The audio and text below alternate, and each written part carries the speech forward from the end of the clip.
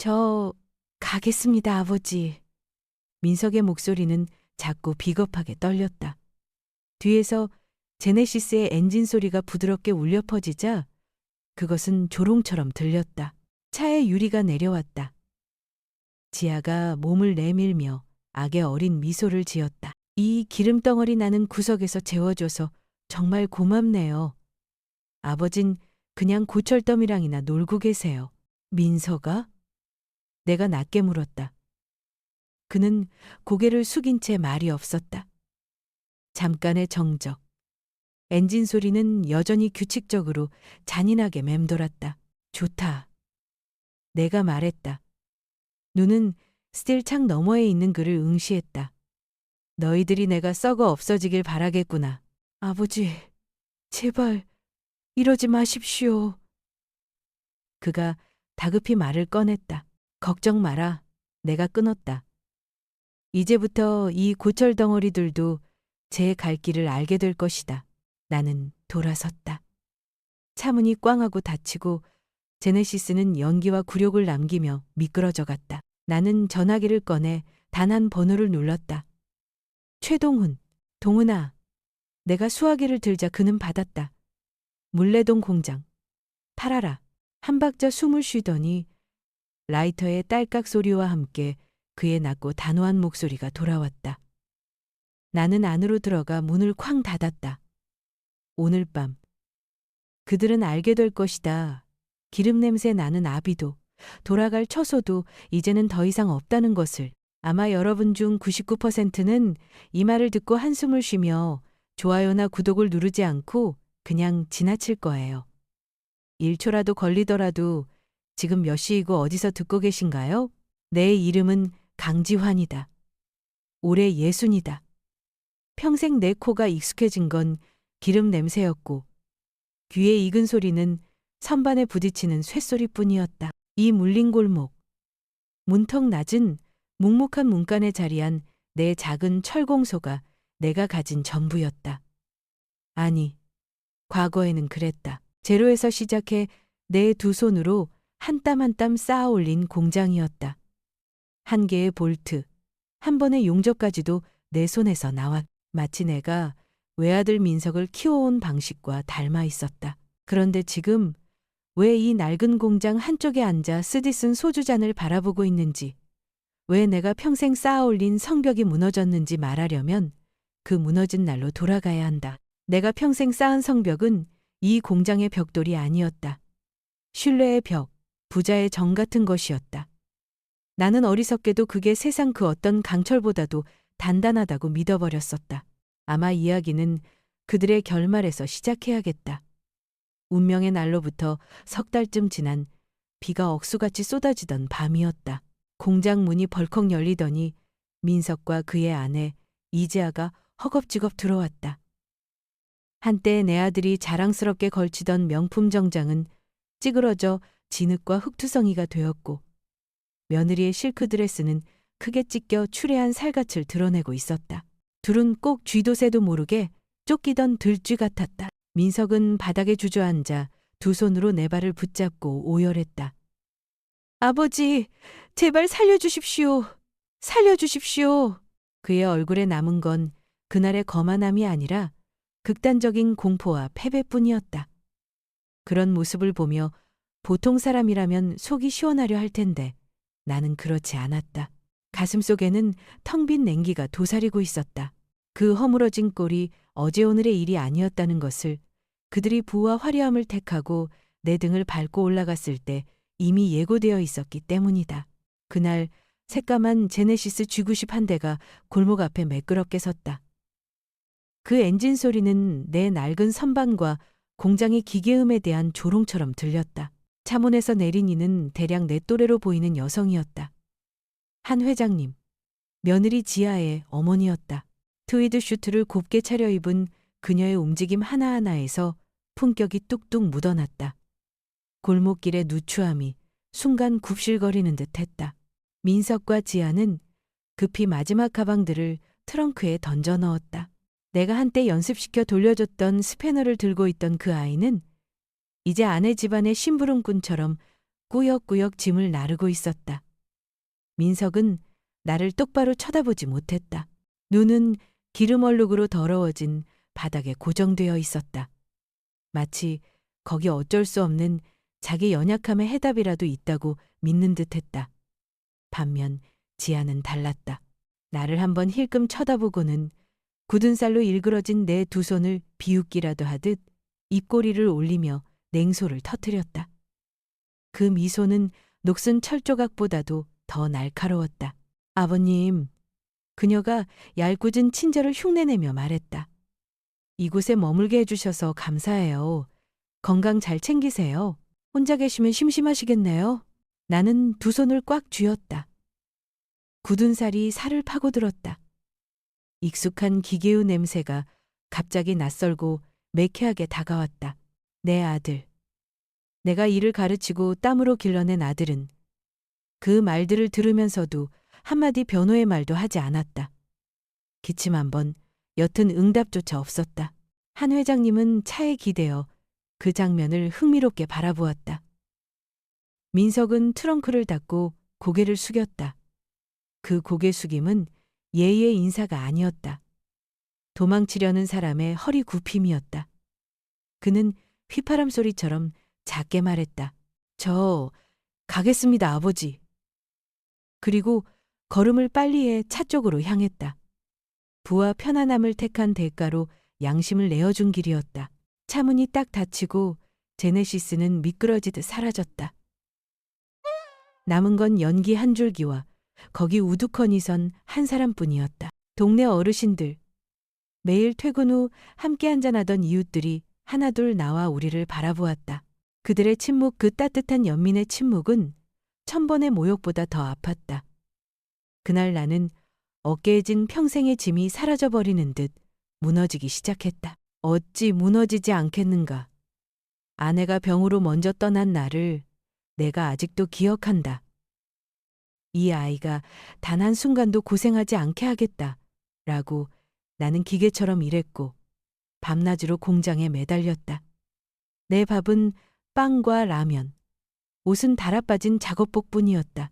내가 모은 돈은 모두 아이의 사교육비로 소위 좋은 학원들에 바쳤다. 그는 그렇게 자랐고 연세대 합격 통지서를 받아왔을 때 나는 공장을 하루 닫고 그를 데리고 비싼 식당에 들어갔다. 그럴 때면 내가 흘린 땀과 모든 헌신이 채워진 듯 했다. 나는 그를 위해 튼튼한 성벽을 쌓았다고 믿었다.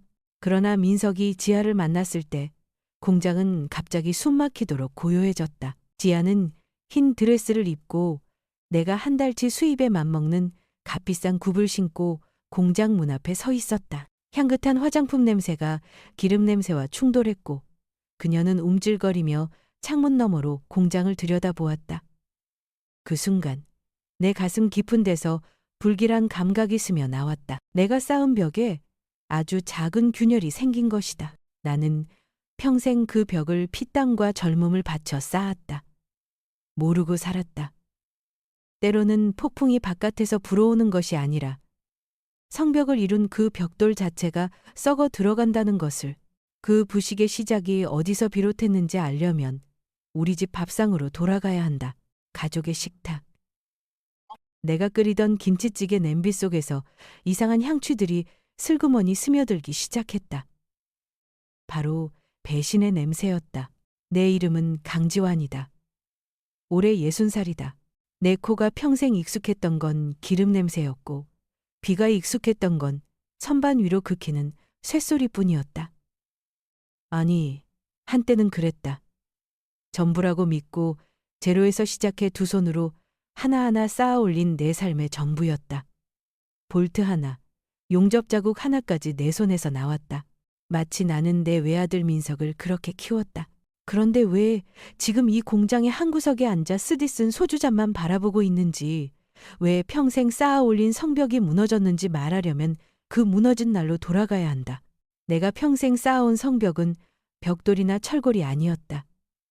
신뢰의 벽, 아비의 믿음이었다. 나는 바보처럼 그게 세상 어떤 강철보다도 단단하다고 믿었다. 아마 이야기는 그들의 파국에서 시작해야겠다. 운명의 날로부터 석 달쯤 지난 비가 억수같이 쏟아지던 어느 밤이었다. 공장 문이 벌컥 열리더니 민석과 그의 아내 이지아가 허겁지겁 들어왔다. 굶주린 유령 같았다. 한때 내 아들이 자랑스럽게 걸쳤던 명품 양복은 진흙투성이로 찌그러져 있었고 며느리의 실크 드레스는 크게 찢겨 추리한 속살을 드러내고 있었다. 둘은 쫓기던 들쥐처럼 초췌했다. 민석은 바닥에 주저앉아 내 발을 붙잡고 흐느끼며 소리쳤다. 아버지, 제발 살려주십시오. 살려주십시오. 그의 얼굴엔 그날의 거만함은 없고 온통 공포와 절망뿐이었다. 남들이라면 통쾌해야 할 장면이었겠지만 내 가슴엔 텅 빈 냉기가 자리했다. 이 몰락은 어제 오늘의 일이 아니었다. 그들이 번영을 택하고 내 등을 밟고 올라갔을 때 이미 예고된 일이었다. 그날 새까만 제네시스 G90 한 대가 골목 앞에 매끈하게 섰다. 엔진 소리는 낡은 기계음에 대한 조롱처럼 들렸다. 차에서 내린 이는 대개 내 또래로 보이는 여자였다. 바로 이지아의 어머니, 한 회장이라 불리는 여자였다. 트위드 슈트를 곱게 차려입은 그녀의 걸음걸이 하나하나에서 기품이 묻어났고 골목의 누추함이 잠시 굽실거리는 듯 보였다. 민석과 지아는 마지막으로 남은 짐을 트렁크에 집어넣었다. 내가 어릴 적 가르쳐준 스패너를 들고 있던 아들은 이제 자기 집안의 심부름꾼처럼 꾸역꾸역 짐을 나르며 서 있었다. 민석은 나를 똑바로 쳐다보지 못했다. 그의 눈은 기름 얼룩으로 더러워진 바닥에 고정되어 있었다. 마치 거기에 자기 연약함의 해답이라도 있다고 믿는 것처럼. 반면 지아는 달랐다. 나를 힐끗 보더니 굳은 살 박인 내 손을 비웃기라도 하듯 입꼬리를 올렸다. 아버님, 그녀가 과장된 친절을 흉내내며 말했다. 여기 머물게 해주셔서 감사해요. 건강 잘 챙기세요. 혼자 계시면 심심하시겠네요. 나는 두 손을 꽉 쥐었다. 굳은 살이 살을 파고들었다. 익숙한 기계유 냄새가 갑자기 낯설고 매캐하게 다가왔다. 내 아들, 내가 피땀으로 길러온 자식은 그 말들을 들으면서도 한마디 변호조차 하지 않았다. 기침 몇 번, 작은 응답조차 없었다. 한 회장님은 차에 기대어 그 장면을 흥미롭게 바라보았다. 민석은 트렁크를 닫고 고개를 숙였다. 그 고개 숙임은 예의의 인사가 아니었다. 도망치려는 자의 허리 굽힘이었다. 그는 작게 중얼거리듯 말했다. 저 가겠습니다, 아버지. 그리고 걸음을 빨리 해 차 쪽으로 향했다. 부와 편안함을 택한 대가로 양심을 바친 길이었다. 차 문이 딱 닫히고 제네시스는 미끄러지듯 사라졌다. 남은 건 연기 한 줄기와 우두커니 선 한 사람뿐이었다. 동네 어르신들. 매일 퇴근 후 반주를 나누던 이웃들이 하나둘 몰려나와 우리를 바라보았다. 그들의 침묵, 그 따뜻한 연민의 침묵은 천번의 모욕보다 더 아팠다. 그날 나는 어깨에 진 평생의 짐이 무너져 내리는 것을 느꼈다. 어찌 무너지지 않으랴. 아내가 병으로 먼저 떠난 날을 나는 아직도 잊지 못한다. 이 아이가 단 한순간도 고생하지 않게 해주겠노라고. 나는 기계처럼 일했고 밤낮으로 공장에 매달렸다. 밥은 빵과 라면. 옷은 낡은 작업복 뿐이었다. 내가 번 돈은 모두 아이의 사교육비로, 소위 좋은 학원들에 바쳤다. 민석은 달라져야 했다. 기름때 묻은 삶을 벗어나야 했고 그는 해냈다. 연세대 합격 통지서를 받았을 때 나는 공장을 하루 닫고 비싼 식당에 데려가 그를 축하했다. 그런 날이면 내가 흘린 땀과 모든 헌신이 보상받는 듯했다. 나는 그를 위해 튼튼한 성벽을 쌓았다고 믿었다. 그러나 민석이 지아를 만났을 때 공장은 갑자기 숨 막히도록 고요해졌다. 지아는 흰 드레스를 입고 내가 한 달 수입에 맞먹는 값비싼 구두를 신고 공장 문 앞에 섰다. 향긋한 화장품 냄새가 기름 냄새와 충돌했고 그녀는 움찔거리며 공장을 들여다보았다. 그 순간 내 가슴 깊은 곳에 불길한 예감이 스며들었다. 내가 쌓은 벽에 아주 작은 균열이 생긴 것이다. 나는 평생 그 벽을 피땀과 젊음으로 쌓았다. 몰랐다. 때로는 폭풍이 바깥에서 오는 것이 아니라 성벽을 이루는 벽돌 스스로 썩어 들어간다는 것을, 그 부식의 시작을 알려면 집안 밥상으로 돌아가야 한다. 가족 식탁. 내가 끓이던 김치찌개 냄비 속에서 이상한 향취가 슬며시 스며들기 시작했다. 바로 배신의 냄새였다. 그날, 한 회장님이 오신 날, 우리 공장 전체가 숨을 죽인 것 같았다.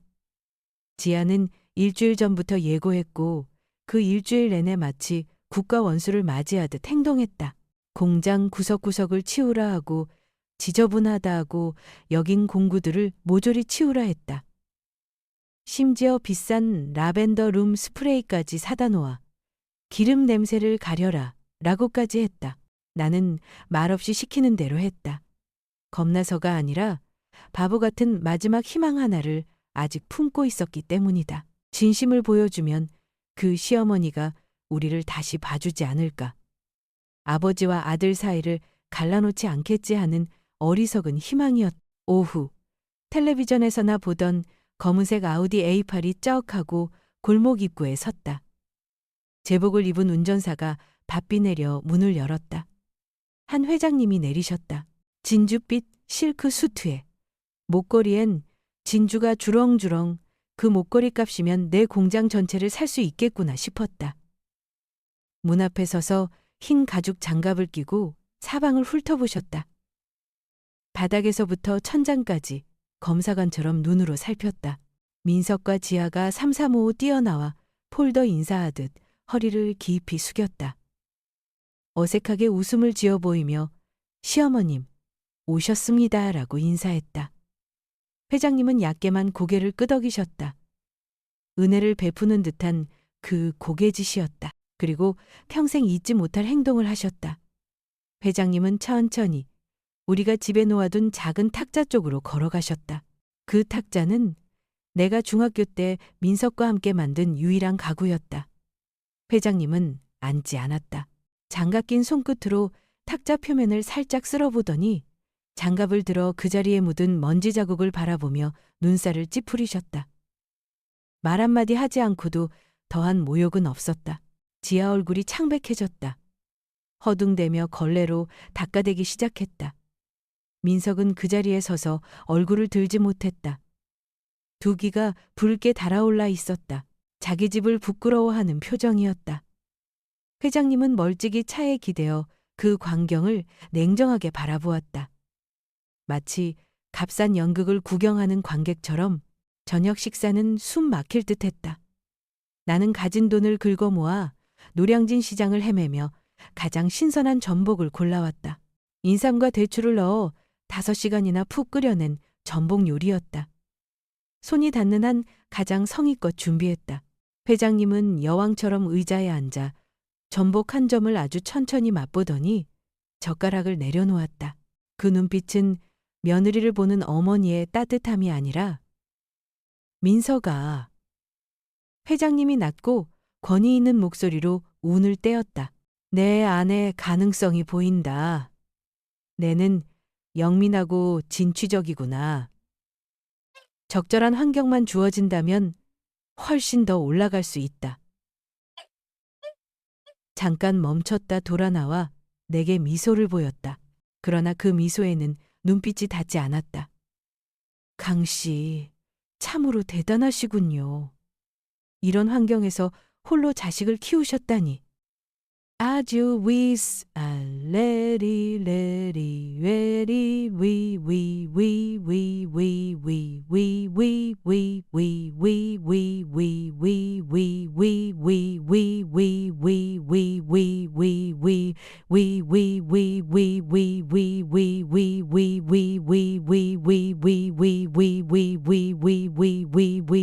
이런 환경이라는 말이 심장의 세 갈래로 밝혔다.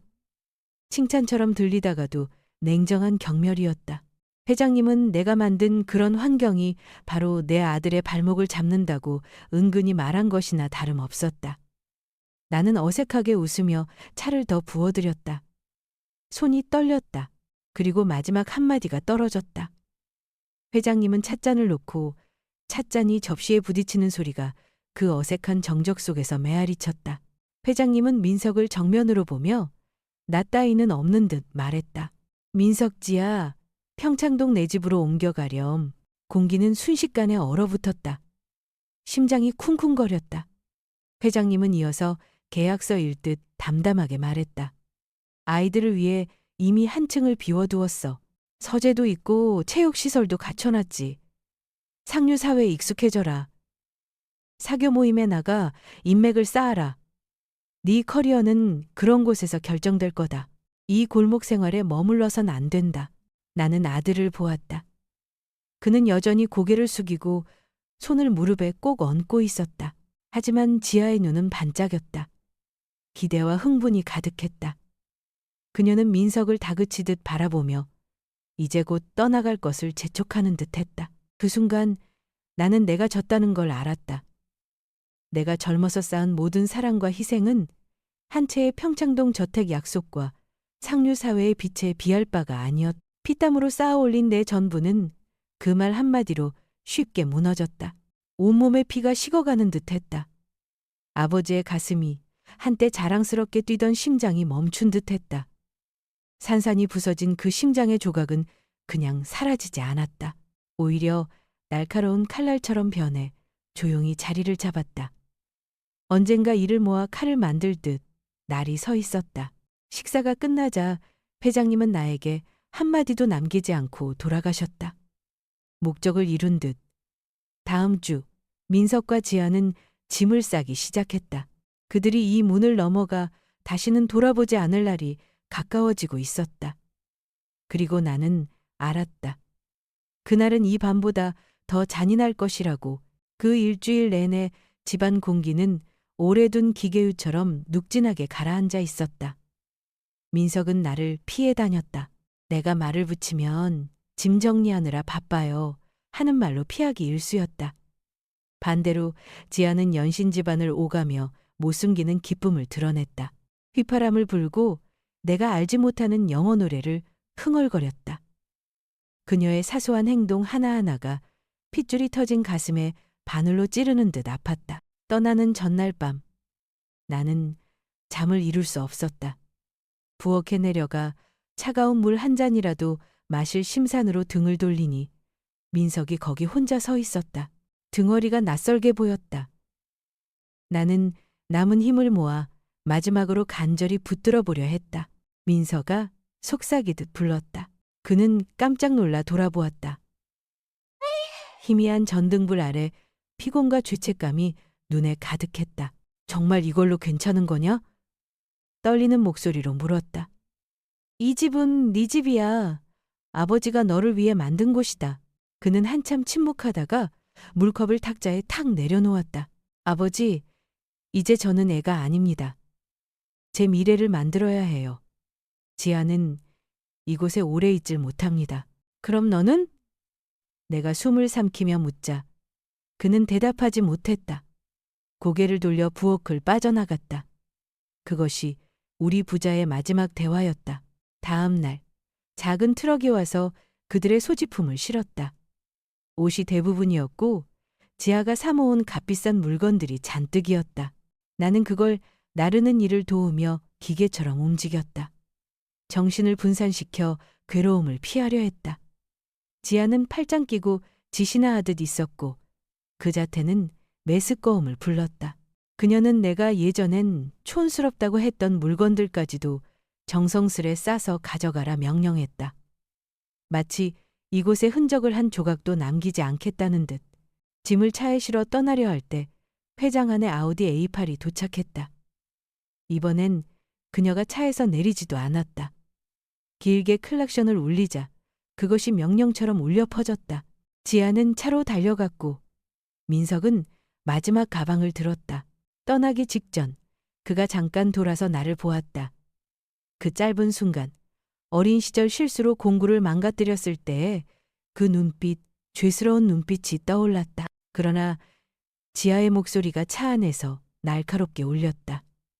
민석, 왜 아직 서 있어? 그 한마디에 그 순간은 산산이 부서졌다. 아버지, 건강하세요. 민석은 속삭이듯 말하고 등을 돌렸다. 민석, 기다려.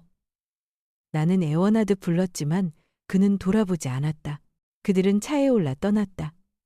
하지만 떠나기 전 지아가 차 유리창을 내리며 나를 똑바로 바라보았다.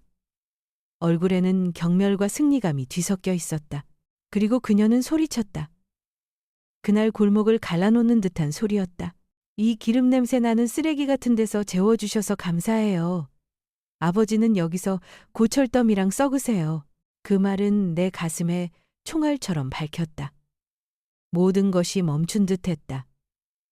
김할아버지, 배관일하시는 박씨 할아버지, 모두 다 나는 굴욕을 고스란히 안고 서 있었다. 민석은 그 모든 말을 분명히 들으면서도 말 한마디 하지 않았다. 차 문을 열어 부인을 붙잡거나 나를 변호할 생각조차 하지 않았다. 그는 굽은 어깨로 조용히 앉아 있을 뿐이었다. 차는 미끄러져 나갔다. 아들은 부드럽게 사라져갔고 나는 골목 한가운데 홀로 남아 이웃들의 연민 어린 시선을 받았다. 김할아버지가 다가와 어깨를 두드리며 이봐 강 사장, 마음에 담지 마. 전현 참 못됐네. 하고 말했지만 나는 위로를 원치 않았다. 불필요한 동정도 연민도 원치 않았다. 문을 쾅 닫고 공장 안으로 들어서자 기계 소리가 멀어졌다. 30년 만에 처음으로 이곳이 낯설게 비어 있음을 느꼈다. 나는 차갑게 식은 바닥에 털썩 주저앉아 문짝에 등을 기댔다. 그리고 울었다. 60년 삶 속에서 말라버렸다고 생각했던 눈물이 터져나왔다. 나는 버림받아서 우는 것이 아니었다. 자식의 불효에 내 30년 헌신이 누더기처럼 내다 버려진 것에 이웃들 앞에서 당한 망신에 울었다. 공장의 죽음 같은 고요 속에서 내 울음소리도 잦아들었다. 대신 심장이 산산조각 나는 소리가 들렸다. 그 산산조각들 속에서 한 맹세가 자라났다. 차갑고 날카로워 철처럼 벼려질 맹세가. 그 후 며칠 동안 나는 내 철공소 안에서 유령처럼 살았다. 문은 닫아 걸었고 밥도 먹지 않았으며 물도 마시지 않았다. 식어버린 기계들 사이에 꼼짝 않고 앉아 허공만 바라보았다. 그들의 웃음소리와 다툼소리, 울음소리가 공기 속에 되살아나는 듯했다. 수치와 고통이 나를 갉아먹어 나는 텅 빈 껍데기가 되고 말았다. 이렇게 서서히 사라져도 괜찮지 않을까 하고 하지만 그들은 나를 내버려 두지 않았다. 거의 일주일을 넋놓고 지낸 어느 아침 골목 쪽에서 소란스러운 소리가 나서 깨어났다. 비몽사몽 나가보니 공장 앞 회색 벽에 누군가 붉은 페인트로 큼지막하게 글자를 써놨다. 독거노인 집. 그 글씨가 선명하게 밝혀 있었다. 동네 아주머니들이 삼삼오오 모여 수군거리고 있었다. 지아가 퍼뜨린 말과 불효자 소문의 손길이 이 골목까지 닿은 모양이었다. 이제 나는 단순한 실패한 아비가 아니라 모든 이들 앞에 대놓고 웃음거리가 되었고 내 집 앞에 굴욕이 찍혀버렸다. 그때까지 살아오며 한 번도 느껴보지 못한 분노가 치밀어 올랐다. 그 분노는 절망과 고통을 태워버리는 불꽃 같았다. 나는 울지 않았다. 눈물은 이미 말라버렸으니까. 대신 나는 양동이와 강한 용제, 그리고 가장 굳센 쇠소를 집어들고 밖으로 나갔다. 옆집 김할아버지가 황급히 달려와 손을 내밀며 말했다. 강 사장님, 제가 도와드릴게요. 나는 그의 손을 저었다. 목소리는 거칠었지만 단호했다. 고맙소. 하지만 내가 직접 지우겠소. 이 모욕은 내 손으로 지워야 하오. 네이 바라, 오나카니에나게로. 용제를 벽에 쏟아붓자 매캐한 화학약품 냄새가 코를 찔렀다. 그리고 미친 듯이 문질렀다. 썩은 살을 벗겨내듯 이를 악물고 힘을 모아 한 획 한 획 밀어냈다. 붉은 페인트가 물과 섞여 땅으로 흘러내릴 때 나는 단지 벽 하나를 닦는 것이 아니었다.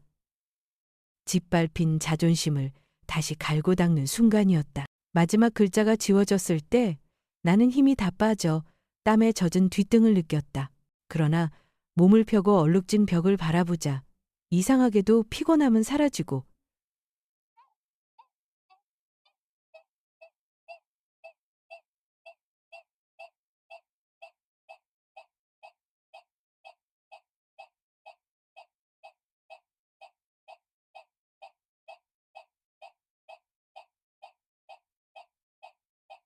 집으로 들어가 천천히 주변을 둘러보았다.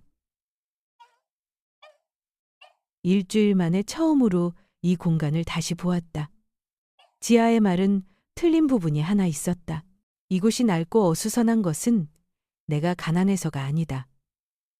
내 눈빛은 이제 한숨 섞인 아버지의 눈빛이 아니라 설계도를 살펴보는 노장 기술자의 눈빛으로 바뀌어 있었다. 나는 오래된 철제 금고에서 평생 모아둔 통장을 꺼냈다. 그러나 지금 이 돈은 다른 목적을 위해 쓰일 것이다. 싸움을 위한 자금이 될 것이다. 다음 날 나는 시내 큰 건재상에 갔다. 좋은 페인트 몇 통을 샀을 뿐만 아니라 보안 장비도 둘러보았다. 가장 좋은 감시 카메라가 필요합니다. 젊은 직원에게 말했다. 밤에도 녹화되고 소리도 또렷하게 잡히며 휴대전화와 연동되는 걸로, 그리고 일반 열쇠로 쉽게 열리지 않는 전자 잠금 장치도 필요합니다. 직원은 낡은 작업복을 입은 늙은이를 보며 놀란 눈치였다. 아마도 도난 방지를 위해 산다고 생각했을 것이다. 내가 준비하는 무대가 무엇인지 모른다. 집에 돌아와 일을 시작했다. 벽을 새하얗게 칠하지는 않았다.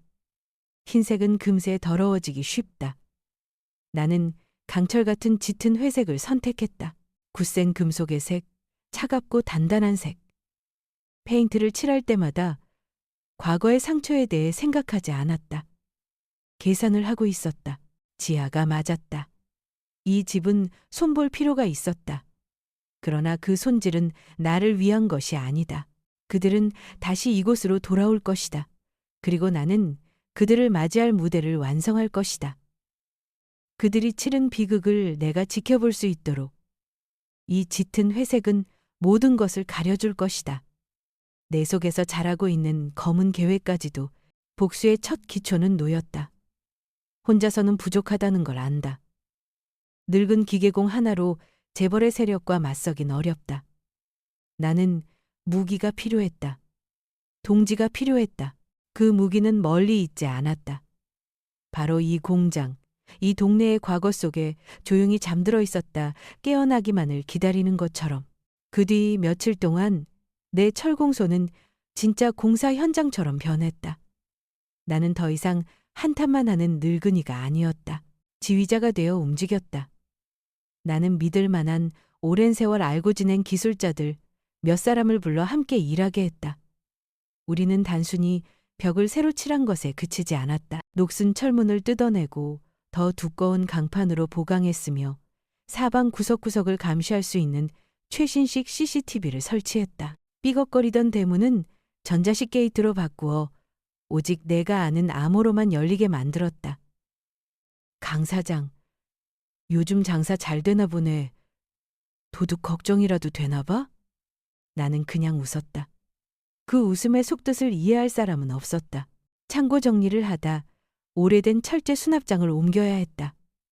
그건 죽은 아내의 공구함이던 무거운 수납장이었다. 거의 20해 동안 나는 그 서랍을 건드리지 않았는데 열 때마다 아픔이 밀려와서였다. 하지만 이제는 슬플 여유가 없었다. 수납장을 끌어내리자 뒤에 끼어있던 작은 철제 상자가 딱 하고 떨어졌다. 아내가 기념품을 넣어두던 상자였다. 존재 자체를 잊고 지냈구나 싶었다. 열쇠를 더듬었지만 보이질 않아 순간 욱하는 마음에 망치를 집어들었다. 자물쇠를 찍어 부수자 딱 하고 열렸다. 그 안에는 보석도 오래된 사진도 아니었다. 다른 가죽 수첩 한 권과 몇 묶음의 서류가 들어있었다. 수첩을 펼쳤다. 앞장에는 아내가 즐겨 쓰던 요리 레시피들이 적혀 있었다. 한 줄 한 줄 읽다 보니 오랜만에 가슴 한켠이 따스해졌다. 그런데 뒤로 넘기자 아내의 손글씨는 어느새 사라지고 내가 수년 전 쓴 굵고 투박한 글씨가 나왔다. 그건 내가 까마득히 잊고 있던 메모들이었다. 비공식적으로 빌려주었던 돈들, 공경에 처한 동료 기술자들에게 내가 도운 기록들, 갚으라 애써 말하지 않았던 은혜의 빚들이었다. 그리고 한 장에서 멈췄다. 그 페이지는 유난히 깔끔하게 적혀 있었다. 옆 공장의 청년 최동훈이라는 사람이 부품 도난 누명을 쓰고 억울하게 얻어맞았을 때 내가 나서서 그의 억울함을 풀어주고 보증해준 일에 대한 기록이었다. 내가 그에게 새 출발을 위해 얼마를 건넸는지도 적혀 있었다. 그 청년 얼굴이 선명히 떠오르지는 않았다. 내게는 그냥 해야 할 일이었을 뿐이다. 하지만 그 메모 맨 아래에 내가 나중에 적어놓은 한 줄이 있었다. 최동훈. 의리가 있는 놈, 은혜는 갚을 줄 안다. 나중에 집안에 일 생기면 찾아오라 했음. 그리고 그 쪽지에는 누렇게 변한 명함 하나가 끼어 있었다. AC 탐정사무소. 최동훈 이름과 전화번호만 적혀 있었다. 온몸에 전류가 흐르는 것 같았다. 탐정이라니? 그 어린애가 이제는 사설 탐정이 되어 있다니? 나는 명함을 빤히 바라보았다. 이게 운명이 만든 우연인지, 죽은 아내가 나에게 남긴 어떤 신호인지 알 수 없었다. 손이 떨리는 걸 억지로 진정시키며 나는 낡은 전화기를 집어들었다. 번호를 하나하나 눌러 걸었다. 두서너 번 주저하다가 결국 통화 연결음이 흘렀다. 낮고 거친 남자 목소리 하나가 경계심 가득하게 울렸다. 숨을 깊이 들이마시고 떨리지 않게 목소리를 가다듬어 말했다. 저 최동훈 씨 맞소? 네, 누구시죠? 난 강지환이요. 물레동 철공소 강지환. 잠깐의 침묵이 흘렀다. 그러더니 그 목소리가 갑자기 흥분되며 말했다. 강 사장님? 정말 강지환 사장님이세요? 저요. 세상에, 사장님. 제가 수년 동안 사장님을 찾고 있었어요. 떠난 뒤에 돌아와 보니 사장님이 이사했다고 들었는데. 동훈아, 옛날 약속 아직 유효하냐? 잠깐 또 침묵이 흘렀다. 이번엔 대답이 단호하고 무게 있었다. 사장님, 제 인생을 살려주신 분은 사장님뿐입니다. 약속은 무덤까지 유효합니다. 무슨 일이 필요하십니까? 다음 날, 최동훈이 왔다. 말라 보이던 그 청년은 중년의 사내가 되어 있었다. 키가 크고 눈빛은 반짝였으며 가죽 재킷 차림은 영화 속 탐정 같았다. 그가 내 앞에 서자 반사적으로 고개를 깊이 숙였다. 90도로 허리 숙이는 모습에서 진심이 전해졌다. 사장님, 그가 말했다.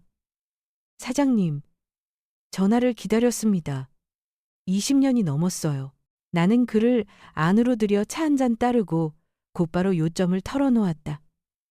민석과 지아, 그리고 한 회장에 대한 사연을 숨김없이 이야기했다. 이야기할수록 그의 표정은 굳어졌다. 내가 말끝을 맺자 그가 한마디 했다. SJ그룹의 한 회장 말씀이세요? 걱정 마십시오. 이 뱀의 굴, 제가 어디인지 정확히 알고 있습니다. 아내의 낡은 수첩과 내가 기록해둔 은혜의 메모들이 이제는 가장 날카로운 무기가 되었다. 적의 약점을 가리키는 지도였고 우리가 숨바꼭질한 게임의 끝을 알리는 표식이었다. 이제 사냥을 시작할 때가 된 것이다. 아마 여러분 중 99%는 이 말을 듣고 한숨을 쉬며 좋아요나 구독을 누르지 않고 그냥 지나칠 거예요. 1초라도 걸리더라도 지금 몇 시이고 어디서 듣고 계신가요? 그날 이후 최동훈은 나의 눈과 귀가 되었다. 놀랄 만큼 빠르고 치밀하게 일을 해냈다. 불과 보름 남짓 지나자 두툼한 파일 한 뭉치가 내 작업대 위에 놓여 있었다. 나는 새로 단장한 공장 한켠, 페인트 냄새와 차가운 강철 냄새가 뒤섞인 그곳에 앉아 동훈이 정리해온 보고서를 한 장씩 넘겼. 읽을수록 내가 상상하던 것보다 훨씬 더 끔찍한 사실들이 나왔. 권력과 품위를 앞세운 한 회장. 그 화려한 여인의 성공 신화는 사실 남편의 피 위에 세워진 것이라는 사실이었. SJ라는 제국의 실질적 창업자였던 남편은 25년 전 주주총회에 가던 길에 의문스러운 교통사고로 목숨을 잃었다. 그 직후 제2대 주주였던 그녀는 기민하게 권력을 장악했고 남편에게 충성하던 이들을 하나둘 치워버렸다. 동훈의 보고서에는 사고 난 차량이 꼬리표조차 없는 정비소에서 수리됐고 관련 서류는 모두 사라진 정황까지 적혀 있었다. 그뿐이 아니었다. 허영과 사치, 화려한 연애 유지를 위해 한 회장은 막대한 사채를 끌어다 썼고 결국 회사의 마지막 자산까지 담보로 넘긴 상태였다. 외형은 호화롭지만 속은 빈 배와 같다. 작은 물결 하나로도 침몰할 수 있는 배. 파일을 덮자 심장이 요동쳤다. 바로 여기였다. 저 독사의 아킬레스건. 이걸로 그 여자를 무너뜨릴 수 있다. 그런 생각에 잠겨있는 찰나 낡은 전화가 울렸다. 모르는 번호였다. 하지만 내 나이 60살의 감히 누구인지 알리라 했다. 숨을 크게 들이켜 수화기를 들었다. 아, 여보세요? 아버지? 민석이었다. 거의 2달 만에 전화였다. 목소리에는 참회 같은 것은 없었다. 다만 초조와 당황만이 묻어 있었다. 나는 잠자코 있었다. 그의 연극이 어떻게 펼쳐질지 보려는 마음이었다. 아버지, 나 민석이요. 성가신 기색이 역력했다. 아버지, 들리세요? 들린다. 내 목소리는 차갑고 낯설었다. 나 자신에게도. 그는 망설임 없이 본론으로 들어왔다. 아버지, 도와주십시오. 장모님 쪽 사람들과 같이 부동산 사업을 하게 됐는데 지금 운영 자금이 좀 모자라요. 1억 원만 빌려주시면 되겠습니다. 맹세합니다. 사업만 잘 되면 배로 갚겠습니다. 나는 웃음이 나올 뻔했다. 비웃음이었다. 부동산이란 이름의 구멍. 어쩌면 장모 쪽이 덮어야 할 빚더미였을 터였다. 1억 원. 내 평생 아껴온 노후 자금 전체와 다름없는 돈이었다. 내 피와 땀으로 쌓은 돈이었다. 아직도 내가 아무것도 모르는 늙은이로 보이는가? 나는 침묵을 지켰다. 침묵이 그를 더 초조하게 만드는 듯했다. 아버지, 제발 좀요. 이건 제 인생이에요. 안 도와주실 거예요? 그의 목소리에 화가 배어 나왔다. 인생? 내가 마침내 입을 열었다. 말 하나하나가 모루에 내려찍히는 망치 소리처럼 느리게 또 분명하게 나왔다. 네가 말하는 인생이란 돈을 구멍에 던져넣는 걸로 만드는 성공이냐? 수화기 너머로 한동안 침묵이 흘렀다. 그도 내가 이미 알고 있다는 걸 몰랐을 것이다. 누가 그런 말을 했는지 상관없다. 내 평생 모아둔 돈은 내 품위를 지키며 노년을 살기 위한 것이다. 네가 흥청망청할 돈도 장모 쪽에 끝없는 탐욕을 채울 돈도 아니다. 이번에는 그가 더 거칠게 호흡하는 소리가 들렸다. 아버지, 역시 그렇군요. 언제나 이기적이에요. 역시 아버지한테는 기대할 게 없었어. 그래, 맞다. 나는 담담하게 응수했다. 이제부터는 네 스스로 기대해라. 나는 네 아버지가 아니다. 이제 나는 네 채권자다. 네 빚이 어떻게 무너지는지 지켜볼 사람. 딸깍. 나는 수화기를 내려놓고 창밖을 보았다. 비가 오려는 회색 하늘이었다.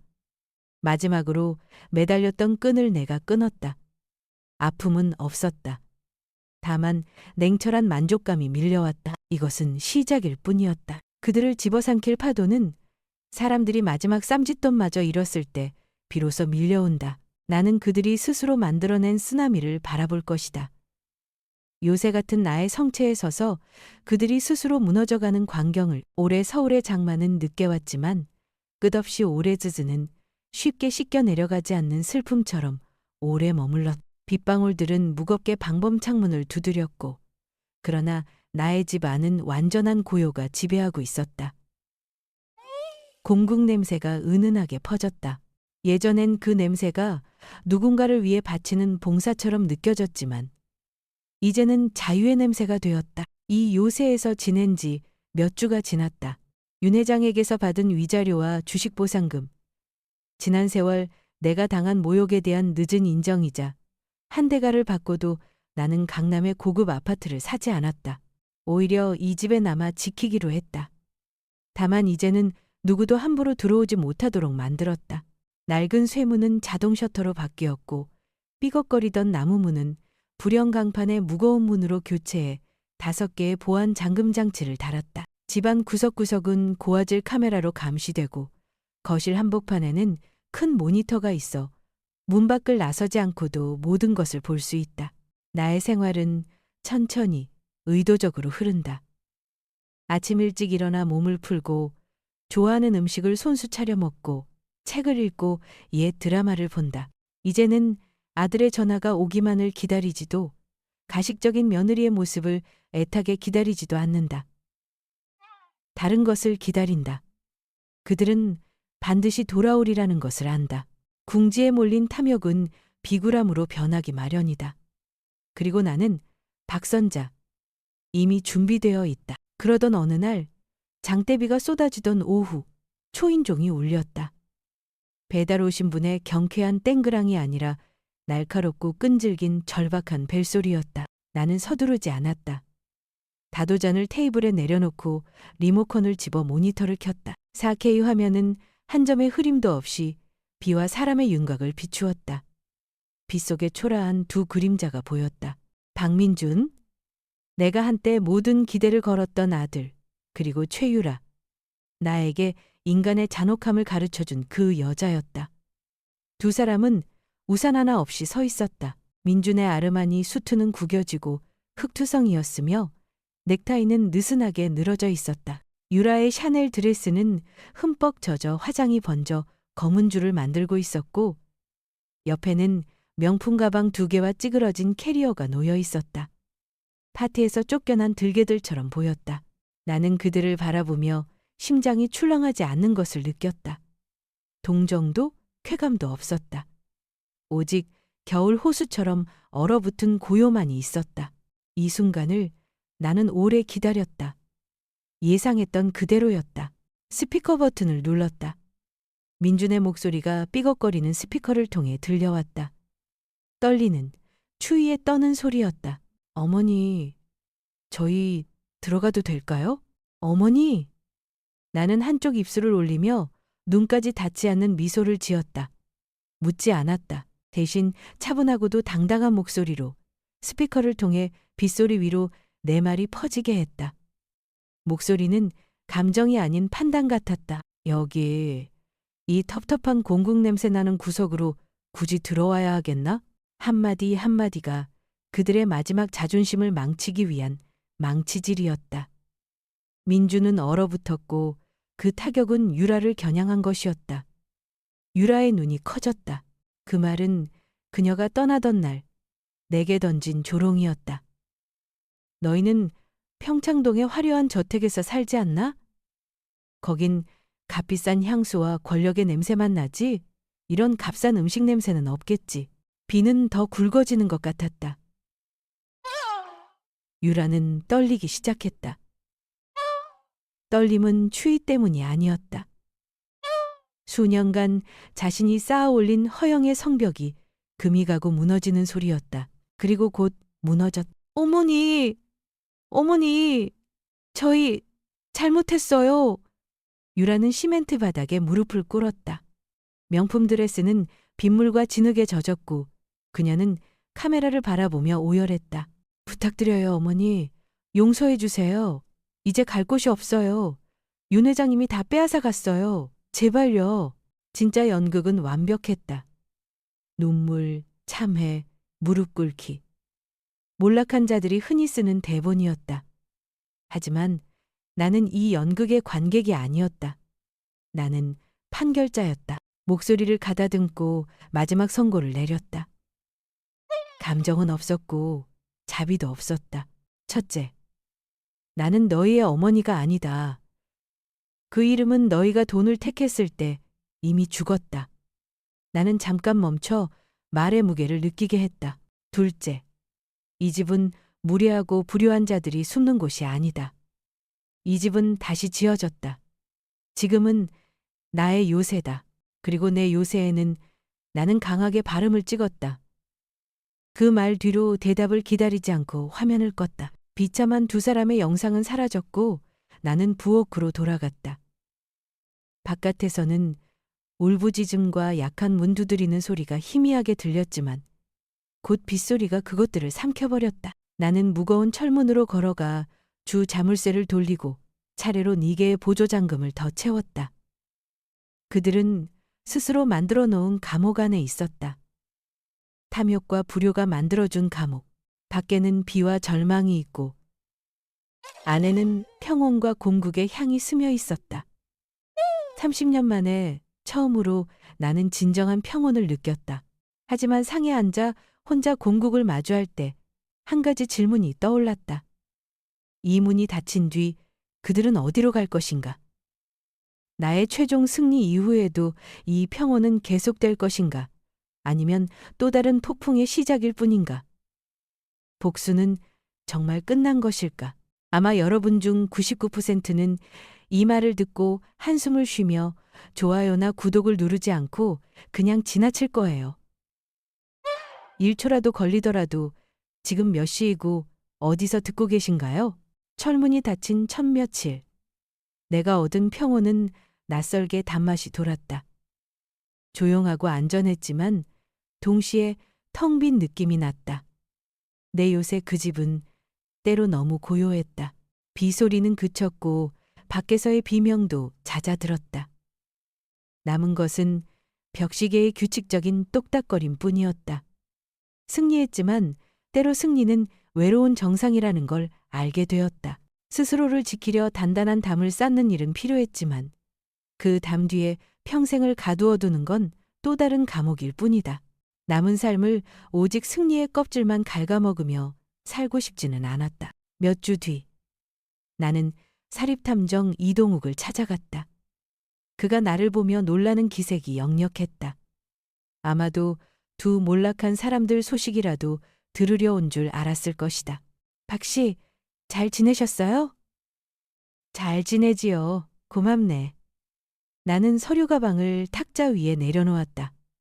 오늘은 옛 의뢰인 자격이 아니라 시장을 아는 전문가로서 내 조언을 구하려 왔소. 그가 눈썹을 올리자 나는 가방을 열어 내가 직접 설계한 사업 계획서를 꺼냈다.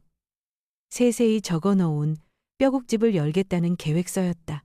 내가 한식당을 열고 싶소. 나는 말문을 열었다. 초라한 식당이 아니라 깨끗하고 현대적인 곳. 누구나 한 끼 정갈하고 따뜻한 식사를 할 수 있는 그런 집. 자본도 있고 30년 다듬어온 레시피도 있소. 다만 입지와 법적 절차. 홍보가 약하오. 도와줄 수 있겠소? 이동욱의 얼굴은 놀라움에서 감탄으로 바뀌었다. 그는 단호히 고개를 끄덕였다. 물론입니다, 사모님. 기꺼이 도와드리죠. 그리하여 어머니의 담이 태어났다. 번화한 거리 한켠 꽃집과 헌책방 사이에 들어선 작은 식당이었다. 그 이름은 아픔을 되살리기 위해서가 아니라 선원이 되게 하고 싶어서 택했다. 이 담은 더 이상 희생의 감옥이 아니다. 새로운 시작을 지키는 담이었다. 밝은 나무 의자, 흰 벽, 그리고 손님이 조리 과정을 그대로 볼 수 있게 유리로 열린 주방을 냈다. 설렁탕과 순대국의 구수한 향이 갓 담근 깍두기의 아삭한 향과 어우러져 포근한 온기를 만들었다. 장사는 바빴지만 나는 다시 기쁨을 찾았다. 이제 나는 부엌에 허리 굽힌 늙은 어머니가 아니라 박 사장님이었다. 깨끗한 앞치마를 두르고 민첩하게 움직이며 언제나 미소를 띄었다.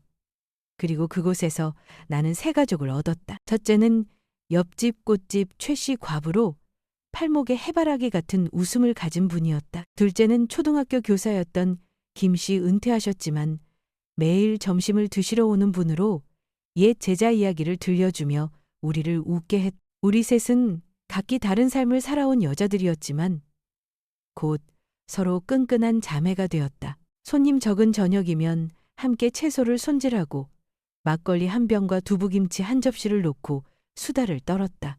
그 웃음소리가 가게를 채워 내 마음 깊은 곳의 빈자리들을 메워주었다. 어느 날 이동욱이 식당에 들렀다. 그는 한쪽 구석에 앉아 내가 한가해지길 기다렸다. 사장님 일 잘 되고 있네요. 그가 말했다. 눈빛에 기쁨이 비쳤다. 그건 당신 덕이지요. 나는 웃었다. 무슨 일인가요? 그는 잠시 머뭇거리다 봉투 하나를 꺼내 탁자에 놓았다. 알려드려야 할 일이 있어서요. 사진은 없고 보고서뿐입니다. 나는 봉투를 열어 읽었다. 간단한 보고서였다. 박민주는 마지막 남은 돈까지 다 털리고 인천의 한 건설 현장에서 막노동을 하고 있으며 최유라는 별 기술 없이 외곽의 어느 고깃집에서 설거리 아르바이트를 하고 있다는 내용이었다. 내가 읽고 봉투를 접어 그에게 돌려주자 가슴속에 이상한 평온이 일었다. 짜릿한 쾌감도 비정한 연민도 아니었다. 단지 담담함. 운명이 알아서 그들을 찾아갔다. 알겠소. 알려줘서 고맙네. 나는 대답하고는 다시 펄펄 끓는 냄비로 돌아갔다. 과거는 과거일 뿐. 지금의 나와는 무관하다. 그러나 과거는 때로 저절로 돌아오기도 한다. 가을이 저물 무렵 따스한 오후. 최 씨와 김 씨와 이야기꽃을 피우고 있는데 길 건너편에서 익숙한 그림자가 보였다. 최유라였다. 예전의 화려함은 사라지고 초췌하고 창백한 모습이었다. 밤색으로 염색한 머리 밑둥이 새까맣게 드러나 있고 입은 옷은 값싼 헌옷 같았다. 그녀는 건너오지 못하고 가게 밖에서 홀로 서 있었다. 내 쪽을, 내 웃음을, 분주한 가게 풍경을 물끄러미 바라보았다. 그 눈빛 속에는 갈망과 회한, 그리고 깊은 수치심이 담겨 있었다. 나는 등을 돌리거나 손짓하지 않았다. 차분히 그녀를 바라보기만 했다. 얼마 뒤 그녀는 고개를 숙이고 조용히 돌아섰다. 외로운 그림자 하나가 빠르게 오가는 인파 속으로 녹아들었다. 그날 밤 문을 닫고 홀로 남은 주방. 나는 아직 남아있는 육수 냄새를 깊이 들이마셨다.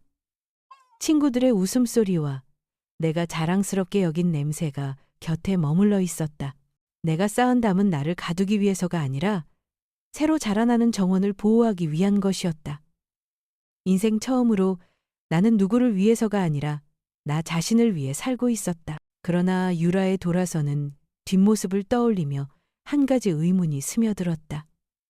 절망의 밑바닥까지 떨어진 사람이 과연 진정으로 바뀔 수 있을까? 나의 새 행복은 단단한가? 과거의 유령들은 정말 잠들었을까? 언젠가 우리 모두가 마지막 한번 마주쳐야 할 날이 오지 않을까?